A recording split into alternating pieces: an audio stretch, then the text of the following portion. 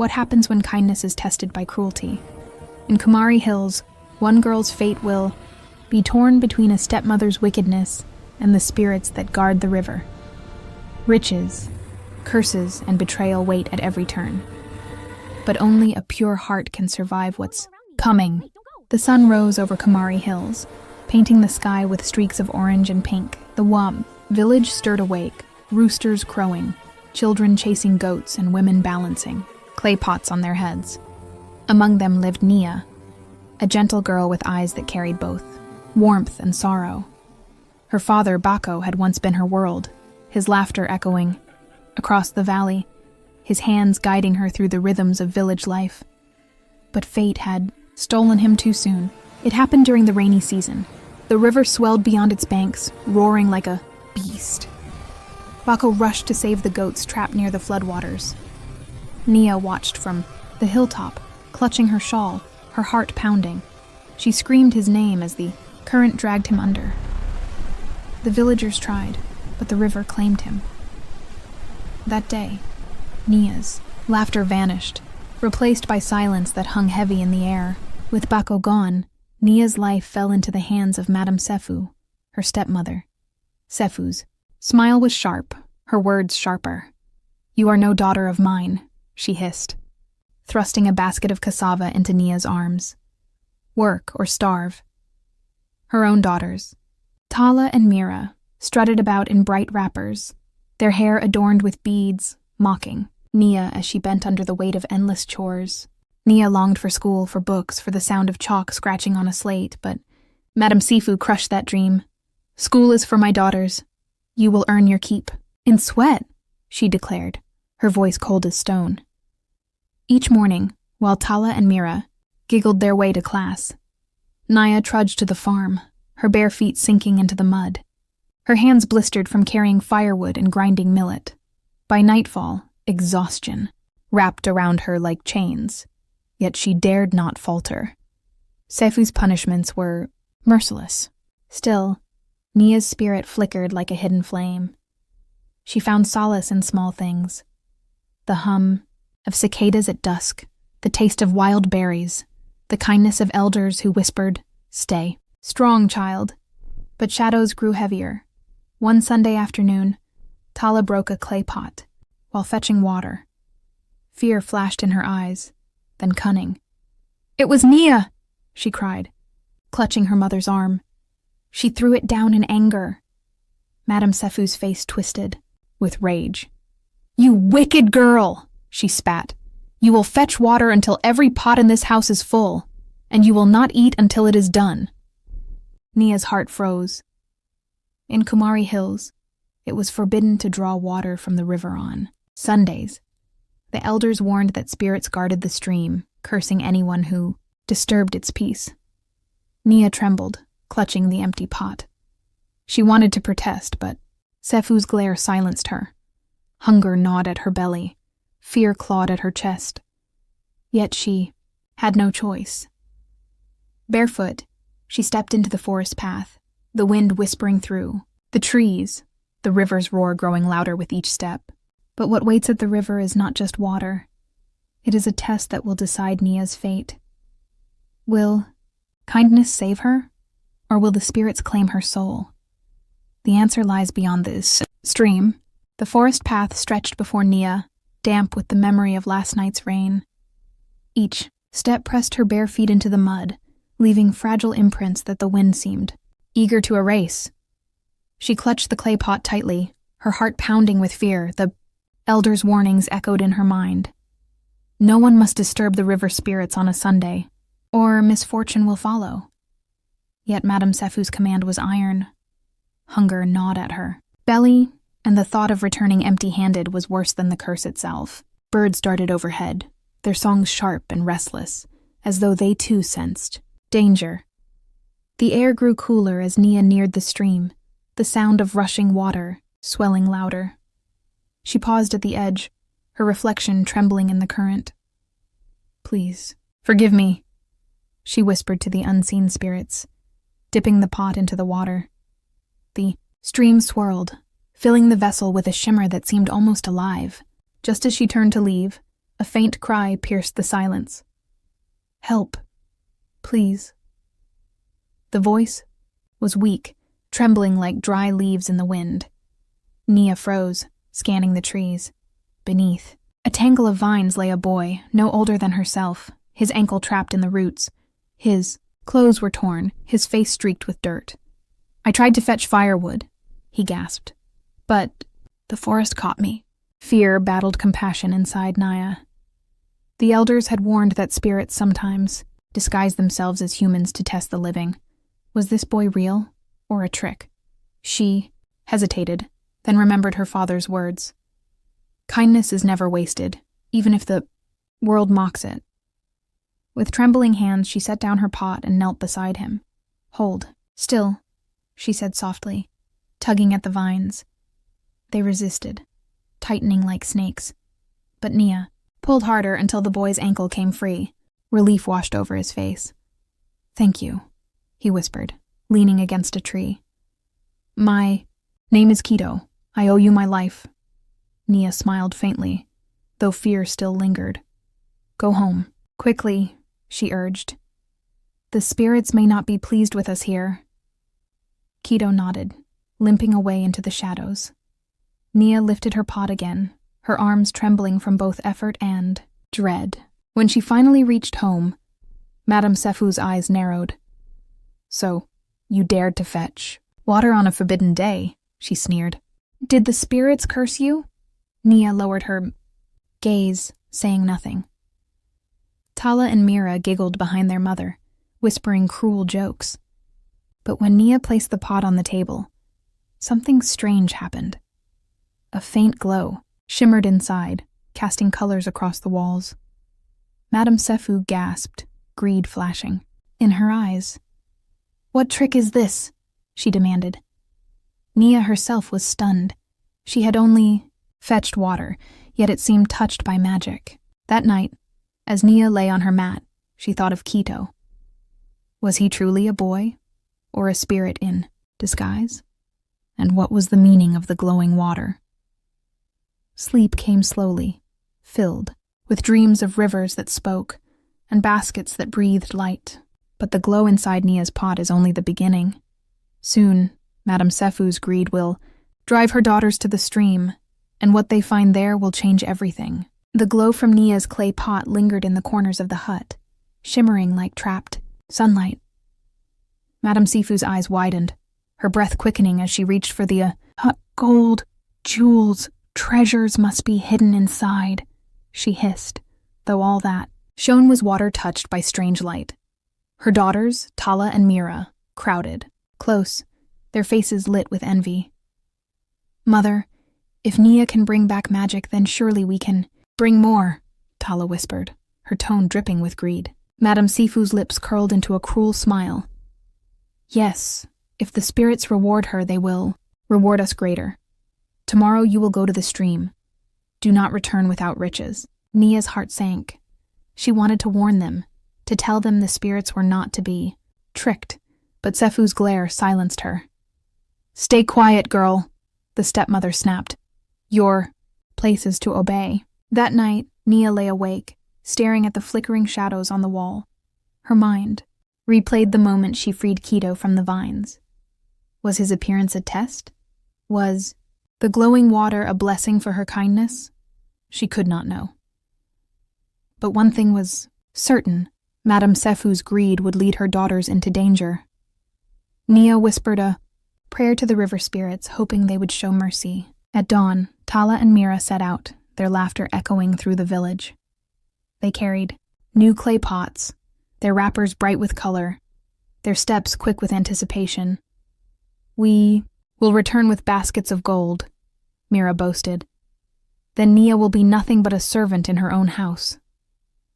Madame Sefu watched them leave, pride swelling in her chest. "My daughters will succeed where you stumbled," she sneered at Nia. Hours passed. The sun climbed high, scorching the earth. Nia worked in silence, grinding millet and sweeping the yard, but her thoughts remained at the stream. She imagined Tala and Mira mocking the spirits, demanding rewards. Fear gnawed at her. She remembered the elders' warnings. The spirits see the heart, not the hands. Greed brings ruin. By late afternoon, the sisters returned, their pots brimming with water. Their faces glowed with triumph. "We found the old hut," Tala exclaimed. "An old woman gave us a choice of jars. We took the largest one. Surely it holds more riches than yours, Nia." Madame Sefu clapped her hands in delight. "Open it.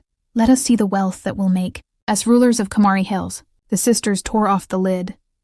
For a heartbeat, silence filled the room. Then chaos erupted. A swarm of insects burst forth. Angry bees, biting ants, stinging wasps. The air filled with buzzing fury. Tala screamed. Mira shrieked, their bodies covered in painful red welts. Madame Sefu stumbled back, her face twisted in horror. Close it, she cried. But it was too late. The insects filled the hut, chasing the sisters into the yard, their cries echoing through the village. Nia stood frozen, clutching her glowing pot. Her heart ached with pity, yet she knew the spirits had spoken. Kindness had brought her light, but greed had unleashed torment. But the spirits are not finished. The curse has only begun, and Madame Sefu's hunger for wealth will drive her to a darker plan, one that could destroy Nia's future forever. The cries of Tala and Mira still echoed through the village long after the swarm had scattered. Their bodies were covered in angry welts, their pride shattered. Villagers whispered, shaking their heads. The spirits punish greed. The girl Nia was blessed, but her sisters were cursed. Madame Sefu, however, refused to accept defeat. Her eyes burned with fury as she tended to her daughters. "This is not the end," she muttered. "If the spirits gave Nia treasures, then I will take them for myself." That night, the hut was heavy with silence. Nia sat quietly, her glowing pot beside her, its faint shimmer casting colors across the walls. Madame Sefu's gaze never left it. "You think you are special, don't you?" she hissed suddenly. "But you are nothing without me. That pot belongs to this household, and I will decide how it is used." Nia's heart raced. She wanted to protest, but fear sealed her lips. She knew Sefu's cruelty had no limits. The next morning, Madame Sefu devised a plan. She ordered Nia to accompany her to the market, carrying baskets twice her size. "You will sell every grain, every yam, until your back breaks," she commanded. But beneath her words lay a darker scheme. "Sefu," whispered to Tala and Mira. "Tonight when Nia sleeps, we will steal her pot. Then we will return to the stream ourselves. But this time, we will demand the spirits give us riches. If kindness failed, then force will succeed." Nia, unaware of their plotting, struggled through the day. Her arms ached from lifting heavy loads, her feet blistered from walking the dusty roads. Yet she found brief comfort in the kindness of strangers. An old man at the market pressed a roasted yam into her hand. "Eat, child," he said softly. "Your heart is too pure to starve." Nia smiled faintly, grateful for the small mercy. By dusk, exhaustion weighed on her like chains. She returned home, placed her glowing pot by her mat, and drifted into uneasy sleep. Shadows crept across the hut as Tala and Mira tiptoed forward. Their hands trembled as they reached for the pot. "Quickly," Tala whispered. "Mother is waiting." But as Mira lifted the vessel, a sudden gust of wind swept through the room. The pot glowed brighter, humming with strange energy. The sisters froze, fear flashing in their eyes. "It's alive," Mira gasped. Yet greed pushed them onward. They carried the pot outside, where Madame Sefu stood waiting. "Good," Sefu said, her smile sharp as a blade. "Now we return to the stream. Tonight, the spirits will bow to me." She clutched the pot tightly, her ambition burning hotter than ever. Nia stirred in her sleep, sensing something was wrong. Her eyes fluttered open, just in time to see her stepmother disappearing into the night with the pot. Panic surged through her chest. She knew the spirits would not forgive such arrogance. But what awaits Madame Sefu at the stream is no treasure. It is a darkness that hungers. And Nia must decide whether to follow, or risk losing everything. The night air was heavy as Madame Sefu marched toward the stream, clutching Nia's glowing pot. Her daughters, Tala and Mira, limped behind, their bodies still marked by the stings of the swarm. "Tonight," Sefu whispered, her voice sharp with greed. "The spirits will give me what they denied you. I will not beg, I will demand." Her eyes gleamed with hunger, blind to the warnings of the elders. The forest seemed alive, branches swaying though no wind stirred. Owls hooted, their cries echoing like warnings. Nia, hidden in the shadows, followed at a distance. Her heart pounded. She knew the spirits would not forgive arrogance, yet she could not let her stepmother face them alone. Fear and duty pulled her forward. When they reached the stream, the water shimmered under the moonlight, glowing, faintly as though aware of their presence. Madame Sefu raised the pot high. "Spirits of the river," she shouted. "I am the mistress of this household. Give me riches greater than you gave the girl. Fill this pot with gold, jewels, and power." Her voice rang through, the forest bold and defiant. For a moment, silence. Then the water rippled violently. A cold mist rose, curling around their feet. From the depths of the stream, a voice thundered, "Greed blinds the heart. You ask not with kindness, but with hunger. You shall be answered with wrath." Chakermo pot trembled in Sefu's hands, glowing brighter, then darker, until shadows spilled from its mouth. A swarm of black smoke twisted into shapes, snakes, claws, and faces that screamed. Tala and Mira shrieked, stumbling backward. "Mother, stop!" Mira cried, but Sefu clutched the pot tighter. "No, I will not leave without wealth." The shadows surged, wrapping around her arms. Sefu screamed as the pot burned hot, searing her palms.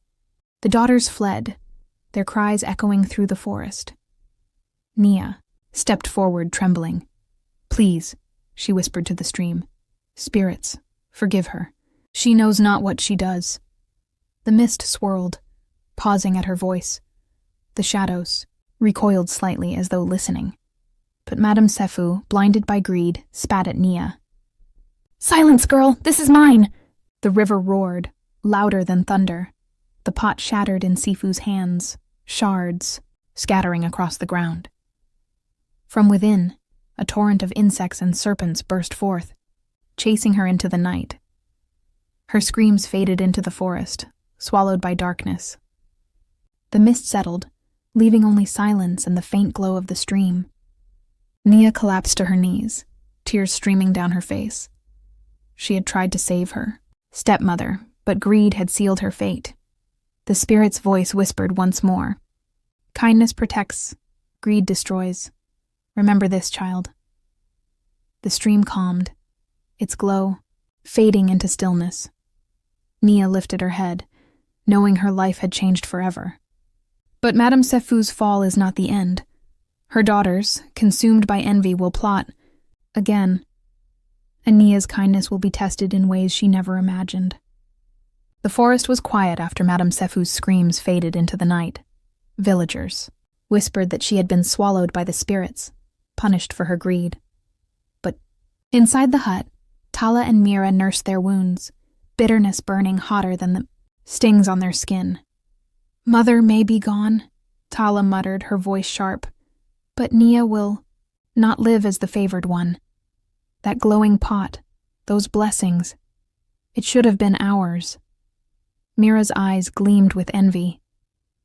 "We will take everything she has. If the spirits gave her gifts, then we will find a way to steal them." Nia, unaware of their plotting, spent her days quietly. She tended the goats, swept the yard, and shared her food with neighbors who had less. The villagers admired her. Kindness, whispering, "The spirits chose well. Her heart is pure." Yet Tala and Mira grew restless. They could not bear the sight of Nia's gentle smile, nor the way people praised her. Their envy twisted into a plan. One evening, as the sun dipped behind Kumari Hills, Tala approached her sister. "We cannot face the spirits again. They will destroy us. But perhaps there is another way. You remember the boy she spoke of? The one she freed from the vines?"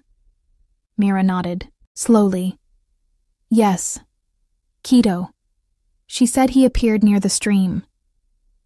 Tala's lips curled into a sly grin. "If he was a spirit in disguise, then he may hold the key to her blessings. We will find him and force him to give us what he gave her." The sisters set out under the cover of darkness, carrying torches that flickered against the trees. The forest seemed to whisper warnings, but they pressed on, driven by envy. Hours passed before they reached a clearing. There, sitting by a small fire, was Keto. His ankle was healed, his eyes calm as he gazed into the flames. "You should not be here," he said softly when he saw them. "The spirits are watching." Mira stepped forward, her voice sharp. "You helped Nia. You gave her treasures. Now, you will give them to us." Keto shook his head. "I gave her nothing but gratitude. The spirits rewarded her kindness, not me." Tala's anger flared. "Lies! You are hiding something. Tell us, or we will drag you to the stream and demand the spirits obey us." The boy's gaze hardened. "Greed blinds you. If you force the spirits, they will curse you. Again." But the sisters ignored him, lunging forward to seize his arm. At that moment, the fire blazed higher, sparks flying into the night. The forest roared with sudden wind, and a voice echoed from the shadows. "You have not learned. Kindness is a gift, but envy is a chain. Beware, daughters of Seifu." Tala and Mira froze, terror flashing in their eyes. Keto pulled free, his form shimmering faintly as though touched by magic. "Leave, now," he warned, "or the spirits will finish what they began." But the sisters' envy will not die so easily. Their next scheme will strike at Nia herself.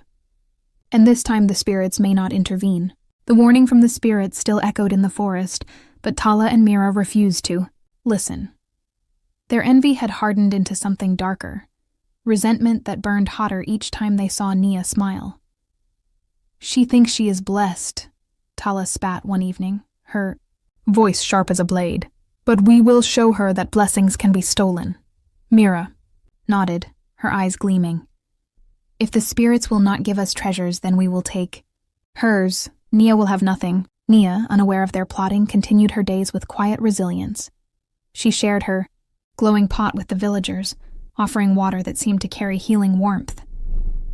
The elders praised her kindness, saying, "The spirits reward those who give, not those who take." Children followed her to the stream, singing songs of gratitude. For the first time since her father's death, Nia felt a fragile joy returning, but shadows lingered in her own home. Late one night, Tala and Mira crept to Nia's mat. The pot shimmered faintly beside her, its glow casting gentle colors across the hut. "Take it," Tala whispered. Mira hesitated. "What if the spirits curse us again?" Tala's lips curled. "Then let them try. We will hide it, far from the village. Nia will wake to nothing." Together they lifted the pot, careful not to wake her. But as they stepped outside, the glow flared brighter, humming with strange energy. Mira froze. "It knows," she whispered. "It knows we are stealing it." Tala pulled her forward. "Ignore it, hurry." By dawn, Nia awoke to emptiness. Her pot was gone. Panic surged through her chest. She searched the hut, the yard, the forest path, but there was no trace. Villagers gathered, murmuring in concern. "The spirit's gift has been stolen," one elder said, gravely. "This is dangerous. The balance must not be broken." Nia's heart ached. She knew who had taken it, yet she could not bring herself to accuse her sisters. Instead, she whispered a prayer. "Spirits, guide me. Show me the way." Meanwhile, Tala and Mira carried the pot deep into the forest. They reached a cave, hidden beneath twisted roots, a place the elders called forbidden. "Here," Tala said, setting the pot down. "We will open it and claim its treasures." Mira's hands trembled. "What if it holds curses again?" Tala's eyes blazed. "Then we will endure. Riches are worth the risk." Together they lifted the lid. The cave erupted with light, brighter than fire, brighter than the sun. For a heartbeat, they thought jewels would spill forth. But instead, shadows poured out, dark figures, with hollow eyes, whispering curses. The sisters screamed, stumbling backward as the cave shook. "You have stolen what was not yours," the voices thundered. "Greed has chained your hearts. Now you will learn the cost." Far away, Nia felt the ground tremble beneath her feet. She knew the spirits had awakened, and her sisters were in peril. Fear and sorrow filled her, but determination rose stronger. She could not abandon them, even after their betrayal. She would face the spirits herself, but entering the cave means confronting the spirits directly. Will Naya's kindness save her sisters, or will the darkness claim them all? The ground trembled beneath Nia's feet as she raced toward the cave. Villagers had gathered at the edge of the forest, whispering in fear. "The spirits are angry," one elder murmured. "The daughters of Sefu have disturbed the balance again." Nia's heart pounded. She knew her sisters had stolen the pot, and now the spirit's wrath threatened to consume them. Despite their betrayal, she could not abandon them. Her father's voice echoed in her memory. "Kindness is strength, even when the world is cruel." The cave loomed ahead, its entrance glowing with eerie light. Shadows spilled out, twisting into shapes that clawed at the air. Inside, Tala and Mira cowered, their screams echoing against the stone walls. "Please," Mira cried. "We only wanted what Nia had." The spirits' voices thundered. "You took what was not yours. Greed has chained your hearts. Now you must pay." The sisters sobbed, clutching each other as the shadows closed in. Nia stepped forward, her voice trembling but firm. "Spirits of the river, hear me. My door. Sisters have wronged you, but they are blinded by envy. Punish me instead. Spare them." The cave fell silent. The shadows paused, swirling around her. Tala and Mira stared in shock. "Why would you do this?" Tala whispered. Nia's eyes filled with tears. "Because you are my family even if you hate me. I cannot watch you suffer." The spirits' voices softened, echoing like distant drums. "Child of kindness you offer, yourself though you have been wronged. This is the heart we honor." The shadows retreated, fading into the walls. The cave's glow shifted, turning warm and golden. From the ground a new vessel appeared, a clay jar, simple yet radiant. "Take this, Nia, the why," Spirit said. "It holds blessings not of gold, but of life. Use it to heal, to give, to guide." Nia lifted the jar, its warmth spreading through her hands. Tala and Mira collapsed, trembling with relief. "We don't deserve you," Mira whispered. "We tried to destroy you, yet you saved us." Nia smiled faintly. "Perhaps now you understand. Riches mean nothing if the heart is empty." The sisters lowered their heads, shame burning in their eyes. When Nia returned to the village, the people gathered in awe. She poured water from the jar, and wherever it touched, crops flourished, wounds healed, and spirits lifted. The elders declared, "Nia is chosen. Her kindness has brought blessings to us all." Kumari. Hills thrived, its fields green, its people joyful. Nia became a symbol of hope, her story, told in songs and dances across the valley. As for Tala and Mira, they lived in humility, forever marked by the lesson of greed. They worked beside Nia, learning slowly that generosity was richer than jewels. Madam Sefu's fate remained a warning, her screams lost in the forest, her greed swallowed by darkness. The villagers never forgot her downfall, nor the strength of the girl she tried to break. And so the tale of Nia lives on, a story of cruelty defeated by compassion, of greed, undone by generosity.